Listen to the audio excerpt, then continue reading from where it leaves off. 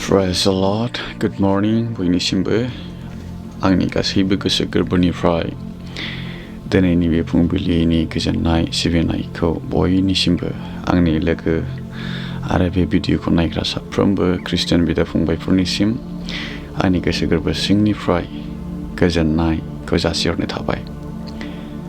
जोङो फै बे समाव दिनै दसे सम जों इसोरनि रावजों दिनै फुंबिलिनिफ्राय सानसेमानिनि जोंनि एक्टिभिटिसफोरखौ मावनो गोनांफोरखौहाय जों इसोरनियाव जोङो सोंनि दिनै जोंनो इसोरा जोंखौहाय मा हेफाजाब होनो नागिरदों आरो माबायदि जोङो सानसेमानियाव जों इसोरनियाव गावखौ गथायनो नांगौ जोङो बेखौहाय इसोरनि रावजों जों सोलोंनि एबा मिथिनानै लानि। जों इसोरनियाव सुंद'यै आर'ज खालामनि। हालेलुया। ओनसोला गोथां बोलोफ्रा सिनिसोर फानखौ जोङो हामबाय होनदों।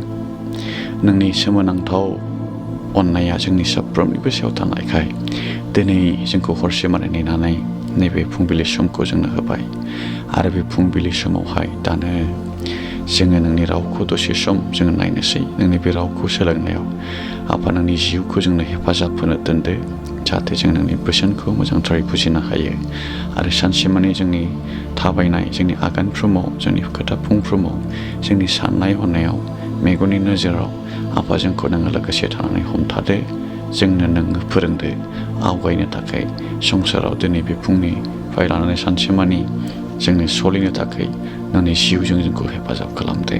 दानो बे आर'जखौ नों मोखां जिसु ख्रीष्टनि मुङै बिदों। आमेन। हालेलुया। Praise the Lord. जोङो फै दानि बे समाव जों इसोरनि रावखौ दान्दिसे जों सम नायनि। Psalms number 127 verses 1 आवहाय बुंदों फोरबोआनो न'खौ लुवाब्ला न' लुग्राफोरनि मावनाया नंबां जाबां आरो फोरबोआनो नोगोरखौ पहरा होआब्ला नोगोरखौ पहरा होग्राफोरनि सिरिमोना थानायाबो नंबां जाबां। बेयो दिनै मा बुंनो नागिरदों होननानै बुङोब्ला दिनै संसाराव गोबांथार मानसिफोर दङ, गोबां सुबुंफोर दङ गावनि बोलो, गावनि दंनाय, गावनि गियानफोरखौ लानानै संसारावहाय गोबां मिजिं लायो। आङो बेखौ मावगोन, आङो बेखौ खालामगोन, आङो बेखौ बायगोन ना? नाथाय जोबनायाव जोंनि साननायफ्रा फैमाल जायो आरो जेब्ला जोंनि साननायफ्रा फैमाल जायो अब्ला जोङो गावखौ दुखु मोनो आरो इसोरखौ जोङो समाव निन्दियो। आङो इसोरखौ इसेबां फोथायब्लाबो आं गिर्जायाव थांब्लाबो आङो आर'ज खालामब्लाबो दिनै इसोरा आंनि साननायखौ मदद खालामाखिसै, आंनि साननायाव बियो आंखौ सहाय होआखिसै होननानै जोङो गोबां दुखु जायो। नाथाय बेनिखायनो इसोरनि रावा बेवहाय स्पस्तयै बुंदों फोरबोआनो न'खौ लुवाब्ला न' लुग्राफोरनि मावनाया नंबां जाबां। दिनै नों गावखौ एसे बिजिरना नायदो दाना नोङो इसोरनि इस्सा बायदि नोंनि साननायखौ मावनो हास्थायदोंमोन ना नोंनि गियान बायदि नोंनि दंनाय नोंनि बोलोफोरखौ लानानै नोङो मावनो इच्सा खालामदोंमोन? नोंनि दंनाय एबा नोंनि बोलो नोंनि गियानजों जुदि नों बेखौ मावनो इच्सा खालामदोंमोनब्ला हले इसोरा नोंनि साननायाव मदद खालामनाय नङा। मानोना नोंनि साननाया एबा जोंनि साननाया जोंखौ दुखु होनो हागौ, जोंखौ खैफोदाव खोख्लैनो हागौ। बिनिखाय नोंनिफ्राय बांसिन नोंनि जिबननि थाखाय साननो हाग्राया बे इसोरासो। मानोना बे जोंखौ गावनि गोथार आखाइजोंनो दाङै बिलिरै बे जोंखौ दादों, गावनि गोथार हांखौनो बे जोंनो होदों। बिनिखायनो इसोरनि रावा बुंदों बोसोन बिजाबाव नोंनि गासैबो मावनो लानाय थांखिफोरखौ बा हाबाफोरखौ नों इसोरनियाव गथाय, इसोरा नोंनि साननायफोरखौ जाफुंहोगोन होननानै।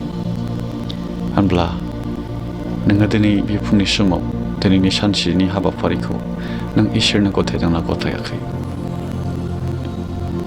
John chapter 15 verses 5 बियाव बुंदों आंनि अनगा नोंसोरो मुंबो खालामनो हाया।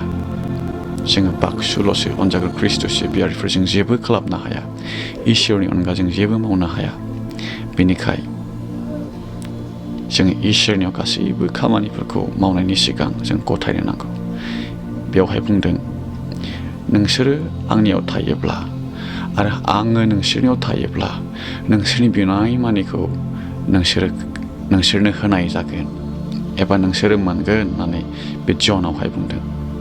बेनिखाय नोङो दिनै बे सानसेमानियाव नोंनि मावनो गोनां हाबाफोरखौ इसोरनो गथायदोंना गथायाखै नोङो गावखौहाय बिजिरदो आरो नों गथायाखैब्ला नों इसोरनियाव गावखौ गथायदो।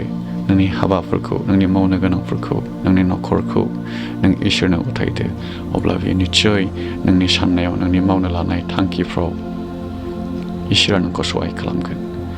बे सुंद' बोसोननि सायाव थानानै इसोरा आशीर्बाद खालामथों जिसुनि मुङाव आमेन।